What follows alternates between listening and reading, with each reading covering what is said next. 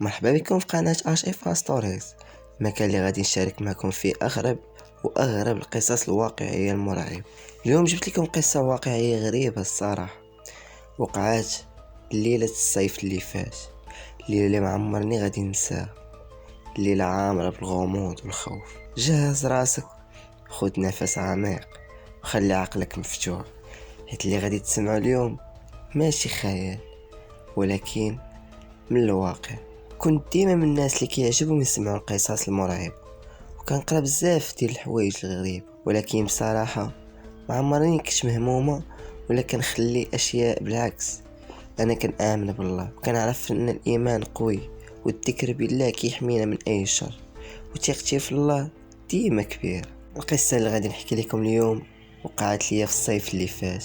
كالعادة في العطلة مشينا نصيف وكرينا شقة زوينة، بقينا فيها سيمانة كاملة، كلشي كان عادي. كنت كنقضي النهار ديالي بوحدي مع ولدي الصغير اللي عنده غير 5 شهور. ملي كيمشيو العائلة للبحر وما عمرني حسيت بشي حاجة غريبة، ولكن في اخر الاسبوع قررنا نبدلو الجو ونمشيو لشقة اخرى كاين فيها بعض من العائلة ديالي. ولكن هادوك الدراري قالوا لينا قبل راه الشقة كتحصل فيها 2 حوايج اللي هما غراب: التلفازة كتطفى بوحدها والضو تا هو كيتقطع فجأة.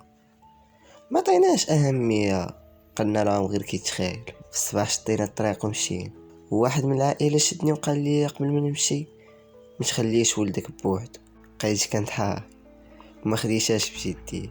منين وصلت قدام العماره والله العظيم حسيت بشي حاجه غريبه، القلب ديالي تهز، ما عرفتش علاش. الدار كانت عاليه وعندها 2 مداخل كبار، والنوافذ كلها بالزجاج ملون كيعطي منظر غريب. طلعت للدروج وانا كنحس ان الجو ثقيل. دخلنا للشقة، كانت سخونة بزاف رغم اننا شغلنا الكليم، ومع ذلك تحس بالراحة فيها. مشيت نشوف التلفازة، قلت يمكن الريح تحرك الكابل في الليل وكيتقطع الكهرباء. فطمأنيت شوي ومشيت نعس حدا ولدي. كنت عيان وبغيت غير نعس. غير غمضت عينيا حسيت بشي حد كيهضر في ودني بصوت ضعيف. فتحت عيني لقيت راجل ناعس في السرير اخر. تجمدت بلا ما نتحرك. شكون هدر في ودني؟ مشيت نعس حدا راجل وانا كنشوف في السقف ساكته، حتى سمعني هو يقول لي سكتي شويه. قلت لي انا ما تكلمت. قال لي سمعت صوتك كيتخرشش بصوت عالي، ولكن كنت فايقه ما كنتش ناعسه. وفجأة ولدي بدا كيبكي بطريقه مرعبه، بحال الا شاف شي حاجه كتخلع. عيني كيدوروا في كل جهه وانا تجمدت في بلاصتي. قلت نخرج نبدل الجو شويه، وفعلا خرجت وقضيت نهار في الحر يعني في الزنقه. نسيت داكشي اللي كان بالليل. ملي رجعت للشقه حسيت ان الخوف رجع معانا. دخلت الغرفه باش نبدل حوايجي وسديت الباب، وفجاه جا قدامي خيال، وجه ديال راجل كبير، وجه كان مرعب. ما عرفتش واش فعلا شفتو ولا غير تخيلته، ولكن جسدي تهز كامل. خفت بزاف ومشيت عند راجلي بلا ما نحكي. خرجت للباركو مع ولدي الصغير كان كيضحك معايا، فجأة بدا كيبكي بطريقة غريبة بحال شاف شي كائن قدام. الجدة ديالو بدات كتقرا عليه القرآن، ولكن هو باقي كيبكي. في ديك اللحظة قلت ما نبقاوش دقيقة هنا.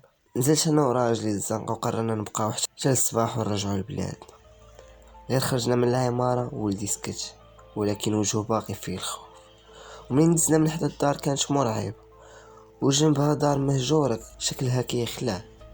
مشينا للبحر وبقينا حتى طلع النهار، ومن تما مشينا لبلاد. ملي وصلت للدار حسيت بالراحة عمرني حسيت. قلت صافي كلشي سهل. ولكن في منتصف الليل ولدي بدا كيبكي وكيغوت بطريقة اللي مرعب، وعينيه كيدورو كأنه كيشوف شي حاجة ما كتبانش ليه. خفت بزاف، حسيت فعلا ان شي حاجة تابعنا من داك المكان. هاد الحال بقى شي 3 ايام. مشيت للطبيب قال ما فيه والو، ولكن الصراخ موقفش. حتى جبنا الراقي دار لنا الرقية الشرعية، ومن بعد ولدي رجع طبيعي. ولكن بقاش في بالي ديك النظرة اللي شافنا بها الشيخ، وبقات في خاطري حاجة وحتى اليوم شنو قال الراجل. هذه كانت قصتي، ليلة غامضة عمرني غادي ننساها. الى وصلتي حتى الاخر ديال هاد الفيديو غنكون سعيد الى خليتي معاك ديك لايك واشتركتي في القناة. نشوفكم في فيديو اخر. تهلاو.